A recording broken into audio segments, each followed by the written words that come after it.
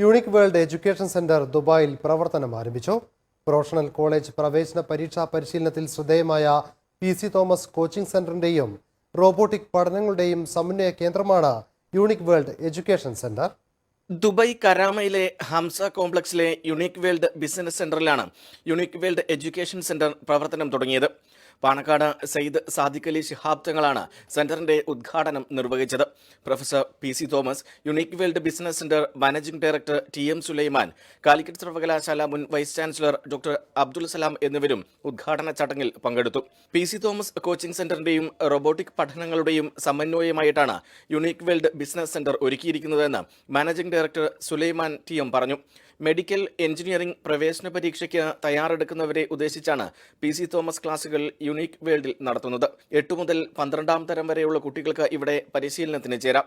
Education സെന്ററിലെ robotic അക്കാദമിയിൽ CBSE, IGCSE, O-ലെവൽ വിഭാഗങ്ങളിൽ നിന്നുള്ള വിദ്യാർത്ഥികൾക്കാണ് പരിശീലനം നൽകുന്നത്. Robotics, ROS, industrial robotics, virtual reality, artificial intelligence എന്നിവയിലടക്കം ഇവിടെ പരിശീലനം ലഭ്യമാണ്. NTV Dubai.